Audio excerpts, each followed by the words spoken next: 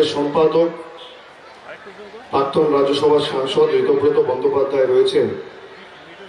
আমার সাথে কলকাতা থেকে এসছেন তৃণমূল যুব কংগ্রেসের অন্যতম সহ সভাপতি এবং চণ্ডীতলা বিধানসভা কেন্দ্রের প্রার্থী সোহম চক্রবর্তী সহ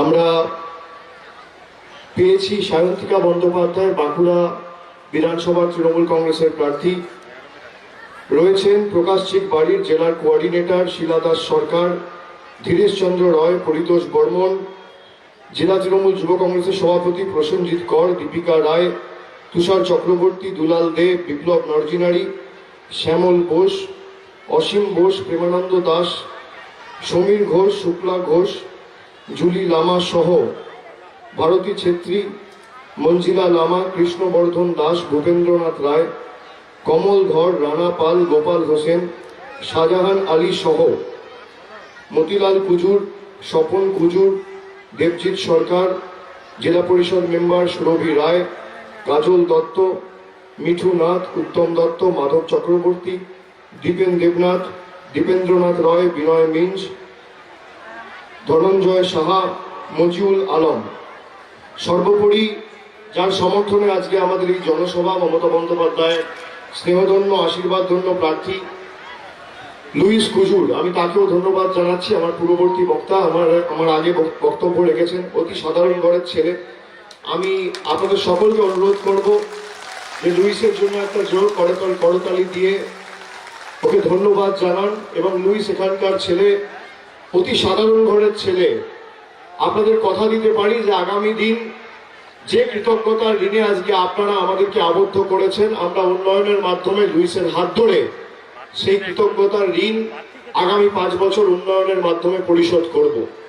আমি ধন্যবাদ জানাই বিপুল সংখ্যায় আমার মায়েরা, ভাইরা যারা এসছেন, বোনেরা। নারী শক্তি, মাতৃশক্তি না জাগলে ললনা এ বিশ্ব জাগে না। আমি আপনাদের সকলকে ধন্যবাদ জানাই, কেননা বেলা এখন প্রায় 1টা বাজে। এই কঠোর রোদ মাথায় নিয়ে যারা সবাই আসে, তারা নিশ্চিতভাবে তৃণমূল কংগ্রেস সমর্থক, তৃণমূল কংগ্রেসের শুভানুধ্যায়ী সৈনিক, আমাদের প্রার্থীকে সমর্থন জানাতে আসে। কিন্তু যারা ঠাই বসে এই রোদে বক্তব্য শোনে, তারা সিদ্ধান্ত নিয়ে আসে যে 10 তারিখ ভোটটা তৃণমূল কংগ্রেসকে দেবো। যতই বাধা বিপত্তি প্রতিকূলতা সমস্যা হোক না কেন, উন্নয়নের স্বার্থে রায় দেবো। আর 10 বছরের উন্নয়নকে সামনে রেখে 10 তারিখ বিশ্বাসঘাতকদের জামানত বাজেয়াপ্ত করব। আমি ধন্যবাদ জানাই আপনাদের সকলে। এই নির্বাচন শুধুমাত্র তৃতীয়বার মমতা বন্দ্যোপাধ্যায়কে মুখ্যমন্ত্রী করার নির্বাচন নয়। এই নির্বাচন আমাদের অধিকার, আমাদের দাবি, আমাদের সম্মান, আমাদের মর্যাদা দিল্লির বুক থেকে ছিনিয়ে এনে বাংলার মাটিতে সুপ্রতিষ্ঠিত করার নির্বাচন। যারা বাংলার আবেগ, অহংকার, বাংলার আশীর্বাদ নিয়ে কেউ নেতা হয়েছে, কেউ সাংসদ হয়েছে এবং দিল্লির বুকে কোটি কোটি টাকায় সেই ভালোবাসাকে বিক্রি করে দিয়েছে, সেই বিশ্বাসঘাতকদের জামানত বাজেয়াপ্ত করার নির্বাচন। আমি আপনাদের অনুরোধ করব, মমতা বন্দ্যোপাধ্যায় 10 বছর যে উন্নয়ন করেছে, সেই উন্নয়নের নিরিখে আপনাদের আগামী 10 তারিখ ভোটাধিকার প্রয়োগ করতে হবে। আপনারা বলুন, এই কুমারগ্রাম বিধানসভা কেন্দ্র আজকে ভারত ভুটান আন্তর্জাতিক সীমান্তে বক্সা পাহাড়ের কোলে একটা ছোট্ট বিধানসভা। আমরা অত্যন্ত গর্বিত যে এখানে যে চা শ্রমিকরা রয়েছে, দিন রাত অমানবিক পরিশ্রম করে, অমানসিক পরিশ্রম করে তারা কুমারগ্রামকে ভারতের মানচিত্রে, আন্তর্জাতিক মানচিত্রে তুলে ধরেছে। আজকে বলুন শ্রমিক ভাইরা, চা শ্রমিক ভাইরা, 10 বছর আগে আপনাদের দৈনন্দিন পারিশ্রমিক কত ছিল? 67 টাকা। মমতা ব্যানার্জির সরকার ক্ষমতায় এসছে 2011 সালে, 10 বছর অতিক্রান্ত হয়েছে, আজকে পারিশ্রমিক 202 টাকা। 10 বছর পরে দিদির হাত ধরে সেটা 4 গুণ হবে, 5 গুণ হবে। 67 টাকা থেকে যদি 4 গুণ 10 বছরে হয়, তাহলে আগামী 10 বছরেও 4 গুণ হবে। অন্যদিকে দেখুন, নরেন্দ্র মোদীর জুমলাবাদ সরকার আপনাদের ক্ষমতায় আসার আগে মিথ্যে প্রতিশ্রুতি ভাওতা দিয়ে বলেছিল 15 লাখ টাকা দেবো। কেউ পেয়েছেন? উত্তর হচ্ছে না। বলেছিল বছরে 2 কোটি চাকরি দেব, কেউ পেয়েছেন? উত্তর হচ্ছে না। বলেছিল নোটবন্দি করে 2 মাস ধরে লাইনে দাঁড় করিয়েছিল 130 কোটি মানুষকে, বলেছিল কালো টাকা ধ্বংস করব, কালো টাকা ধ্বংস হয়েছে। আজকে গরিব আরো গরিব হয়েছে, বড় লোক আরো বড় লোক হয়েছে। আর মোদিজির আসল পরিবর্তনের নমুনা কি? 400 টাকার রান্নার গ্যাস 900 টাকা, সর্ষের তেল 170 টাকা লিটার। ভাল লাগছে? যাদেরকে এক বুক আশা আকাঙ্ক্ষা নিয়ে আপনারা ভোট দিয়েছিলেন, দেখুন এই আলিপুরদুয়ারের সাংসদ চোখে দেখা যায় না। করোনা কালে আপনাদের পাশে কে দাঁড়িয়েছে? তৃণমূল কংগ্রেসের সৈনিকেরা দাঁড়িয়েছে। লকডাউনের সময় অভুক্ত মানুষের মুখে কে খাবার তুলে দিয়েছে? তৃণমূল কংগ্রেসের কর্মী সমর্থকরা তুলে দিয়েছে। আপনি সুখে আনন্দে তৃণমূলকে পাবেন না, কিন্তু দুঃখে বিপদে তৃণমূল কংগ্রেসই আপনার পাশে থাকবে। অন্য কোন রাজনৈতিক দলকে আপনি অনুবীক্ষণ যন্ত্র দিয়ে খুঁজে পাবেন না। আমি দায়িত্ব নিয়ে বলতে পারি, একদিকে জুমলাবাদ সরকার বলেছিল এই করব তাই করব, হ্যান করেঙ্গা ত্যান করেঙ্গা, তারপর হাওয়া, ভোটের পর আর দেখা যায়নি। অন্যদিকে বাংলার মেয়ে বলেছিল বিনা পয়সায় শিক্ষা দেবো, দিয়েছে, উত্তর হচ্ছে হ্যাঁ। বলেছিল বিনা পয়সায় স্বাস্থ্য দেবো, দিয়েছে, উত্তর হচ্ছে হ্যাঁ। বলেছিল বিনা পয়সায় চিকিৎসা দেবো, ফ্রিতে রেশন দেবো, দিয়েছে, উত্তর হচ্ছে হ্যাঁ। একদিকে জুমলাবাজ বহিরাগত বলেছিল কি, যে আমি আসলে ক্ষমতায় এই করব তাই করব, 15 লাখ দেবো। নরেন্দ্র মোদীর 15 লাখ আপনার ব্যাংক অ্যাকাউন্টে ঢোকেনি, কিন্তু জননেত্রী মমতা ব্যানার্জির কন্যাশ্রীর 25,000 আপনার ব্যাংক অ্যাকাউন্টে ঢুকে গেছে। রূপশ্রীর টাকা আপনাদের ব্যাংক অ্যাকাউন্টে ঢুকে গেছে। একদিকে জুমলাবাজ বহিরাগত বলছে আমাকে সুযোগ দিন, আমরা কাজ করে দেখাবো। আর একদিকে বাংলার মেয়ে বলছে 10 বছর কাজের হিসাব নিন আর ঐক্যবদ্ধ হয়ে আগামী 10 তারিখ তৃণমূল কংগ্রেসকে ভোট দিন। আপনি কাকে নির্বাচিত করবেন সিদ্ধান্ত আপনার। এই আলিপুরদুয়ারের মানুষকে কথা দিয়ে গেছিল যে আমরা চা সুন্দরী প্রকল্প করে প্রায় 2,64,000 লোককে 400 স্কোয়ার ফুটের বাড়ি তুলে দেবো। প্রথম পর্বে মুখ্যমন্ত্রী ফালাকাটা থেকে ইতিমধ্যেই বাড়িগুলো চা শ্রমিকদের হাতে তুলে দিয়েছে। বন্ধু প্রকল্পে, আজকে জয় জোহার প্রকল্পে SC ST OBC-দের প্রতি মাসে 1,000 টাকা করে 60-এর ঊর্ধ্বে বয়োজ্যেষ্ঠ যারা আছে তাদেরকে ভাতা দিয়ে সহায়তা করা হচ্ছে। এই মাদারিহাটে 2014 সালে 16 সালে প্রধানমন্ত্রী সভা সমিতি করে বলেছিল যে আমাদের সরকার, কেন্দ্রের সরকার ক্ষমতায় এলে আমরা চা বাগানগুলো অধিগ্রহণ করব। কথা দিয়েছিলেন মোদী, আর পূরণ করেছে বাংলার মেয়ে মমতা ব্যানার্জি। আমি দায়িত্ব নিয়ে বলছি, ডানকান গ্রুপের 5টি চা বাগান রাজ্য সরকার অধিগ্রহণ করেছে। একটা গড়গান্ডা, একটা হান্টাপাড়া, একটা তুলসীপাড়া, একটা বীরপাড়া, একটা ধুমচিপাড়া। কে করেছে? জননেত্রী মমতা ব্যানার্জির সরকার করেছে। এই কুমারগ্রাম বিধানসভায় Dhaula tea garden, Rahimabad tea garden, Turturi গ্রাম পঞ্চায়েতে কে অধিগ্রহণ করে চালু করিয়েছে? মমতা ব্যানার্জির সরকার করেছে। একজন ফাঁকা অডিও ক্যাসেট, খালি বড় বড় ভাওতা অডিও ক্যাসেট চালাবেন, কানে শুনতে পাবেন, চোখে দেখতে পাবেন না। আর মমতা ব্যানার্জি হচ্ছে DVD, চালালে কানে শুনতেও পাবেন, দেখতেও পাবেন। যা বলেছে অক্ষরে অক্ষরে পালন করেছে। আপনাকে সিদ্ধান্ত নিতে হবে যে আপনি এই 2 নম্বরগুলোর সাথে থাকবেন না বাংলার মেয়ের সাথে থাকবেন।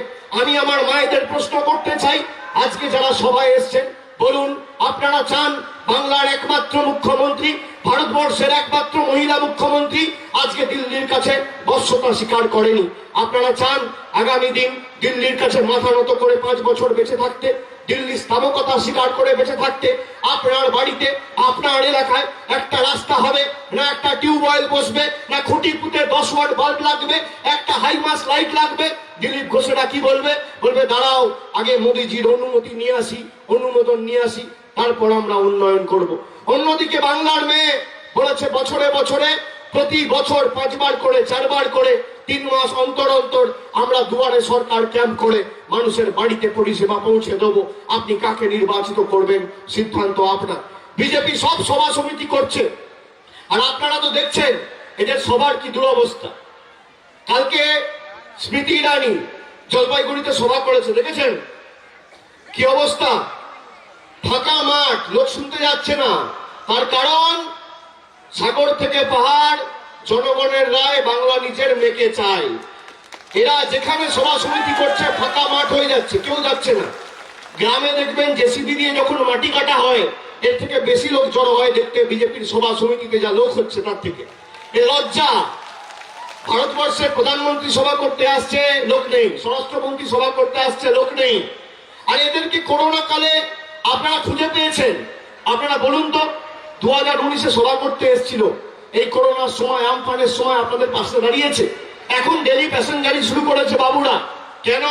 যেন তেন প্রকারে মমতা ব্যানার্জিকে সরাতে হবে। সিপিএম বলছে মমতা ব্যানার্জিকে সরাও, বিজেপি বলছে মমতা বন্দ্যোপাধ্যায়কে হাঁটাও, কংগ্রেস বলছে মমতা বন্দ্যোপাধ্যায়কে হারাও, আর বাংলার জনগণ বলছে তৃতীয়বার মমতা বন্দ্যোপাধ্যায়কে মুখ্যমন্ত্রী করে বসাও। যে জনগণ ঠিক করে নিয়েছে আর যে মামাটি মানুষ মমতা বন্দ্যোপাধ্যায়ের সাথে রয়েছে, তাকে কেউ পরাজিত বা প্রতিহত করতে পারবে না।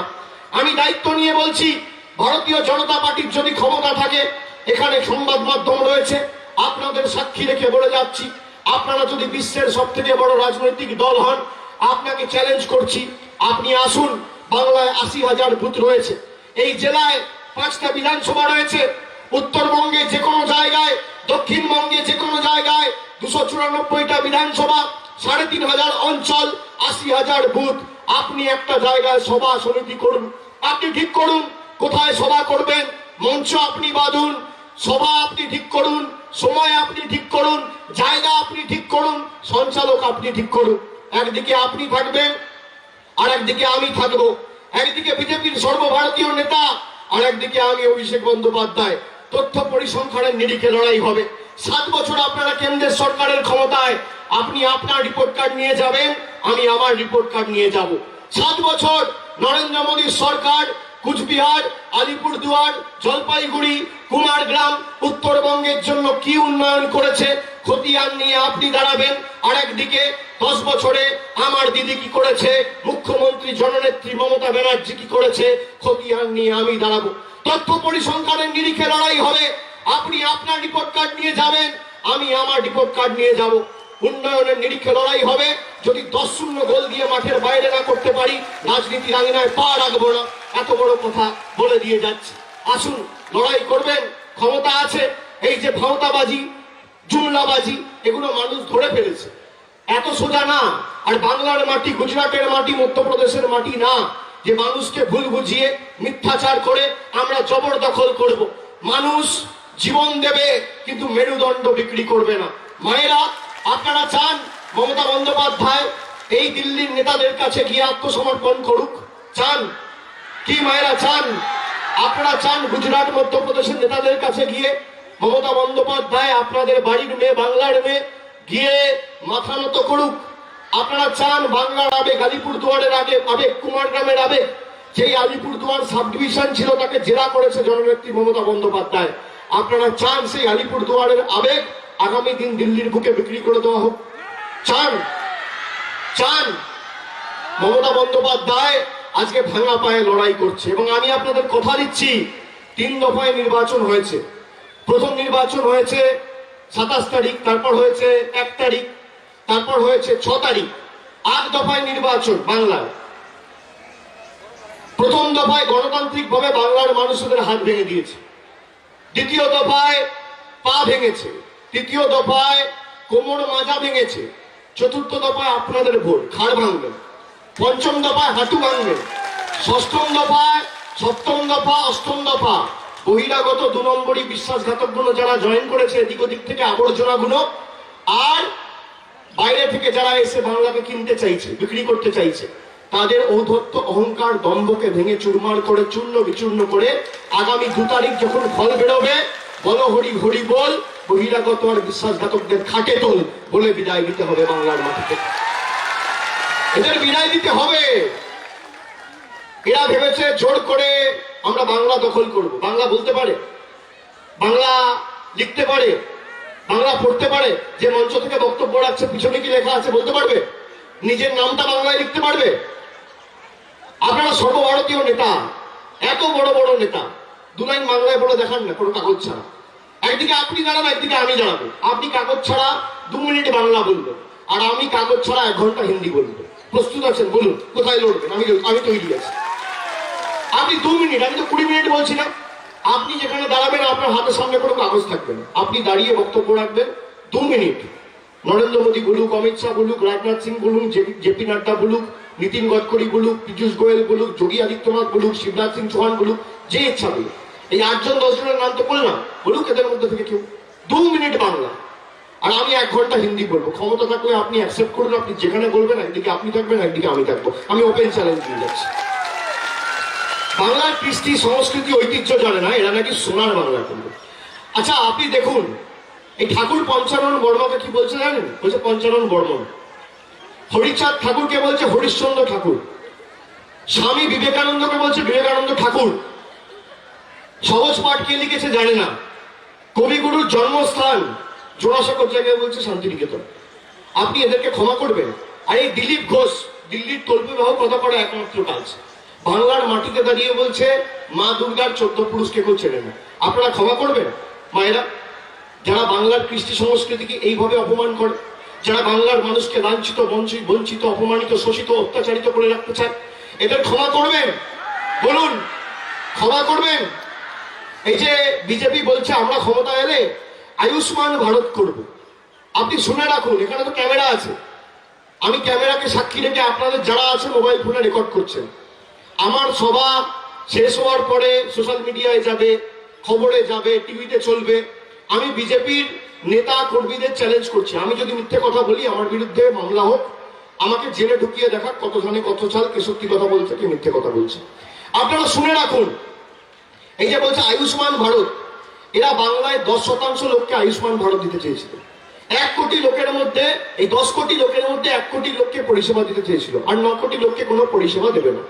এই কুমার গ্রামে 2.5 লক্ষ লোক থাকে, তার মধ্যে বলেছিল 25,000 লোককে আমরা পরিষেবা দেবো, আর 2,25,000 লোককে কোনো পরিষেবা দেবো না। মমতা ব্যানার্জি বলেছে আমি যখন ভোটে নির্বাচিত হয়েছি 2016 সালে 45% মানুষ আমাকে ভোট দিয়ে নির্বাচিত করেছে। যারা ভোট দিয়েছে আমি তাদেরও মুখ্যমন্ত্রী, যারা আমার বিপক্ষে ভোট দিয়েছে আমি তাদেরও মুখ্যমন্ত্রী। যখন আমি নির্বাচিত হয়েছি আমার কোনো জাতি ধর্ম নেই, আমার একটাই ধর্ম, মানব ধর্ম। আমি যদি উন্নয়নের পরিষেবা দিই প্রত্যেকটা বাড়িতে পৌঁছাবে। আপনার বাড়িতে যদি পাকা ছাদ থাকে, শুনে রাখুন, আপনি আয়ুষ্মান ভারত পাবেন না। আপনার বাড়িতে পরিবারের কোনো সদস্যর হাতে যদি মোবাইল স্মার্টফোন থাকে, আপনি আয়ুষ্মান ভারত পাবেন না। যদি বাড়িতে টিভি থাকে আপনি আয়ুষ্মান ভারত পাবেন না। যদি আপনার বাড়িতে ফ্রিজ থাকে আপনি আয়ুষ্মান ভারত পাবেন না। পাকা ছাদ থাকলে আয়ুষ্মান ভারত পাবেন না, রেডিও থাকলে আয়ুষ্মান ভারত পাবেন না। কিন্তু মমতা ব্যানার্জির স্বাস্থ্যসাথী কিছু থাকলেও পাবেন, কিছু না থাকলেও পাবেন। কুচবিহার থেকে কাকদ্বীপ, দার্জিলিং থেকে দেগঙ্গা, কালিম্পং থেকে কাঁথি, উত্তরবঙ্গের কুচবিহার, জলপাইগুড়ি, আলিপুরদুয়ার, ওদিকে উত্তর দিনাজপুর, দক্ষিণ দিনাজপুর, তারপর মালদা, মুর্শিদাবাদ, নদিয়া, দক্ষিণবঙ্গের হাওড়া, হুগলি, কলকাতা, বর্ধমান, মেদিনীপুর, বাঁকুড়া, পুরুলিয়া, ঝাড়গ্রাম, উত্তরবঙ্গ থেকে দক্ষিণবঙ্গ, জঙ্গলমহল, সাগর থেকে পাহাড়, ডায়ে বায়ে আগে পেছনে যাকে যেখানে দেখছেন, ছোট বড়, 8 থেকে 80 খেটে খাওয়া মানুষ, শ্রমিক, কৃষক, প্রবীণ নবীন, বয়োজ্যেষ্ঠ, এসসি এসটি ওবিসি, কাউকে স্বাস্থ্যসাথী থেকে বাদ দেয়নি। পুরো বাংলার লোককে স্বাস্থ্যসাথীর আওতায় নিয়ে এসছে জননেত্রী মমতা বন্দ্যোপাধ্যায়, কেউ বাদ দেয়। আপনি কি চান, স্বাস্থ্যসাথী না আয়ুষ্মান ভারত? কি চান মায়েরা? 5 লক্ষ টাকা করে চিকিৎসার সুবিধা মমতা বন্দ্যোপাধ্যায় করে দিয়েছে। শুধুমাত্র বাংলায় নয়, এই কার্ড নিয়ে যদি আপনি দক্ষিণ ভারতের ভেলোরে বা চেন্নাইয়ে যান তার সুযোগ সুবিধা পাবেন, দিল্লির এইমসে গেলেও সুযোগ সুবিধা পাবেন।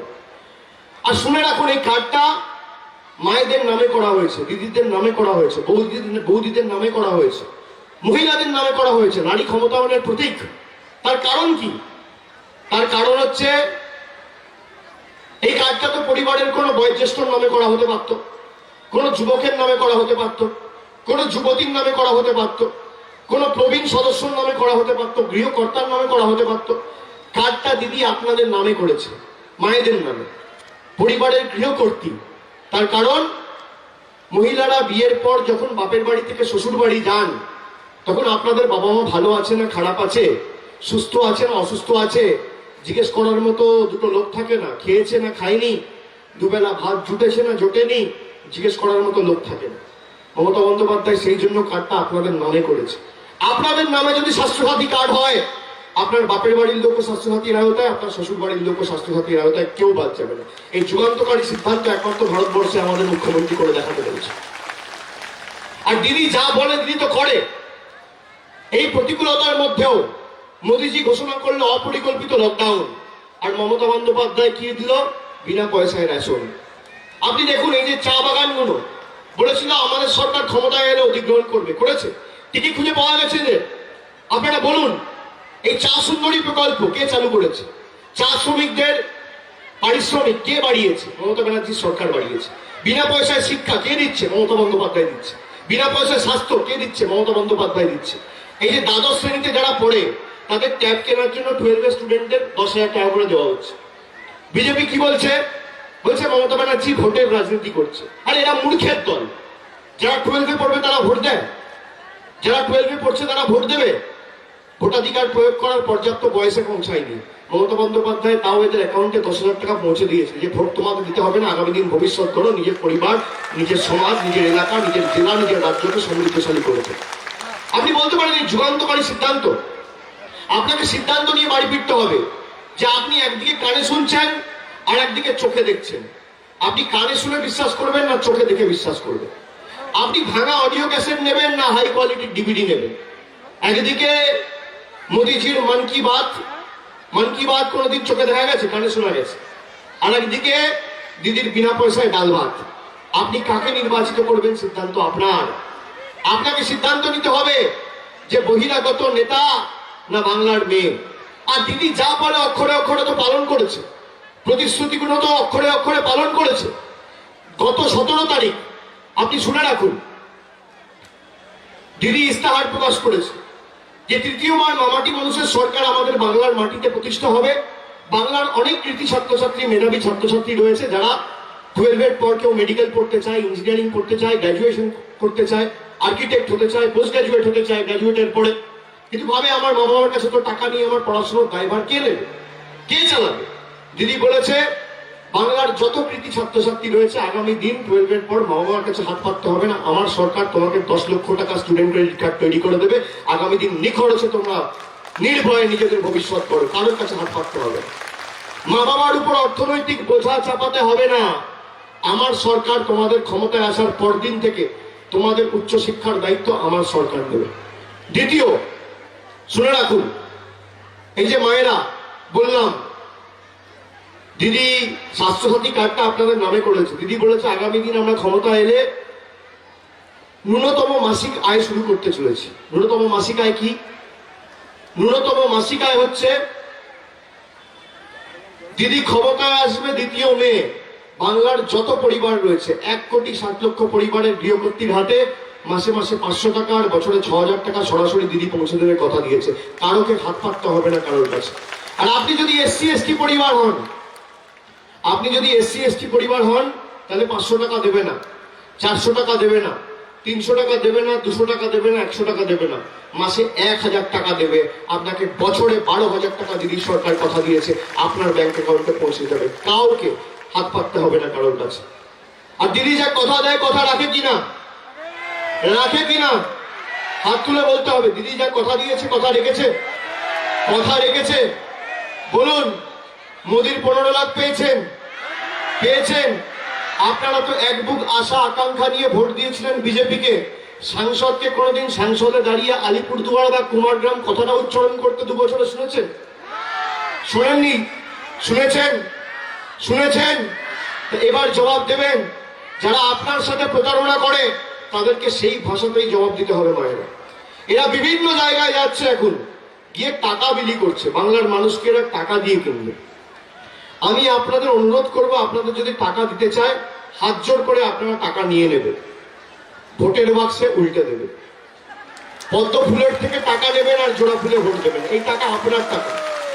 প্রতি বছর বাংলা থেকে আমার আপনার টাকা, করের টাকা 75,000 কোটি টাকা মোদীর সরকার, কেন্দ্রের বিজেপি সরকার কেটে নিয়ে যাচ্ছে।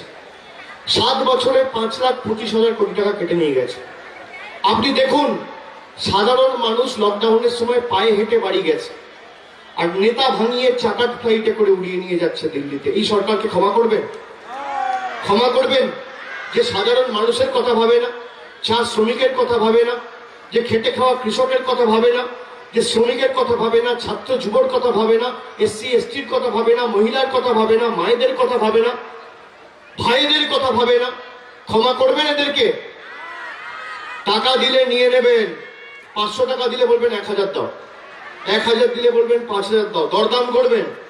যে ভাষাতে এরা বোঝে আগামী দিন সেই ভাষাতেই জবাব দিতে হবে।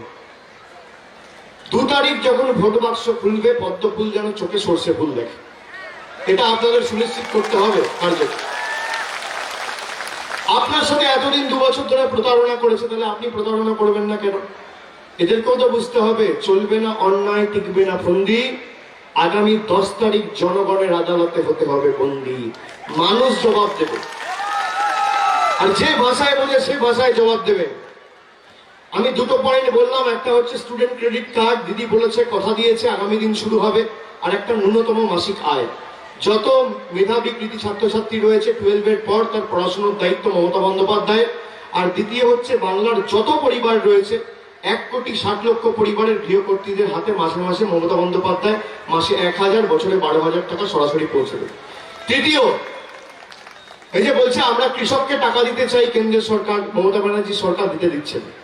আমি এখানে বললাম 5,25,000 কোটি টাকা এরা কেটে নিয়ে গেছে, শুনে রাখো, 7 বছরে। এখন নাটক করে বলছে কৃষককে টাকা দিতে চাই। মমতা বন্দ্যোপাধ্যায় বলেছে তোমাদের প্রকল্পও লাগবে না, তোমাদের নামও লাগবে না, তোমাদের টাকাও লাগবে না।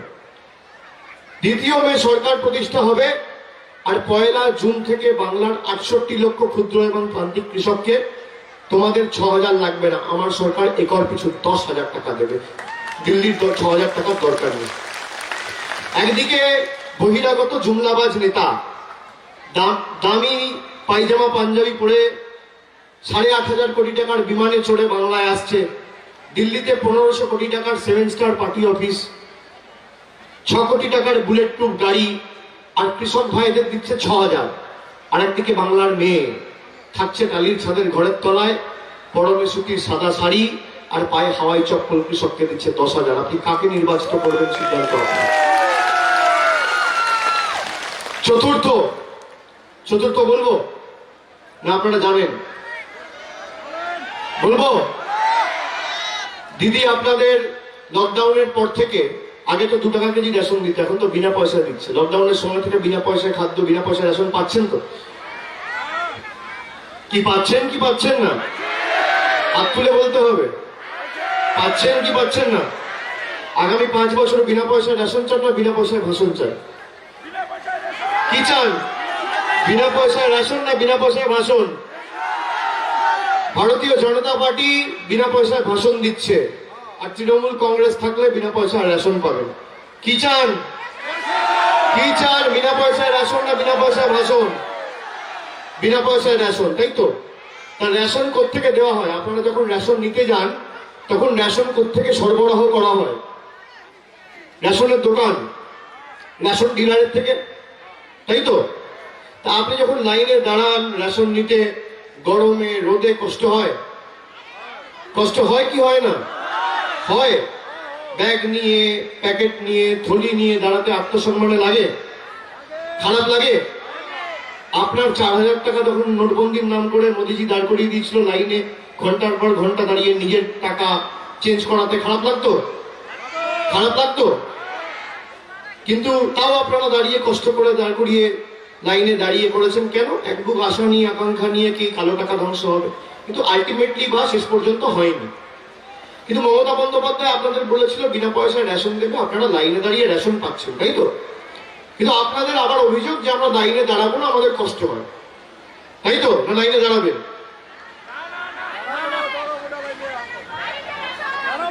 লাইনে দাঁড়াবেন না দাঁড়াবেন না? মানে লাইনে দাঁড়াবেন না কিন্তু বাড়িতে রেশন চাই, বিনা পয়সায় রেশন চাই, মানে সাপও মরবে লাঠিও ভাঙবে না, দুটোই চাই, তাই তো? 10 তারিখ তো ভোট আছে, লাইনে দাঁড়াবেন না? দাঁড়াবেন কি দাঁড়াবেন না? দাঁড়াবেন। পিছনে যারা আছে, কি ভাই তোমরা লাইনে দাঁড়াবে না? লাইনে দাঁড়াবেন কি দাঁড়াবেন না 10 তারিখের ভোটে? যত কষ্ট হোক দাঁড়াবেন, যত গরম পড়ুক দাঁড়াবেন, রোদের দাপদাহ যত প্রখর হোক দাঁড়াবেন, যত অসুবিধা হোক দাঁড়াবেন, কষ্ট হলেও দাঁড়াবেন, নিজের ভোট নিজে দেবেন, মমতা বন্দ্যোপাধ্যায়ের হাত শক্তিশালী করবেন, তৃণমূল কংগ্রেসের প্রার্থীকে জেতাবেন, বাংলাকে জেতাবেন, কুমারগ্রামকে জেতাবেন। কথা দিচ্ছেন? কথা দিচ্ছেন? কথা দিচ্ছেন?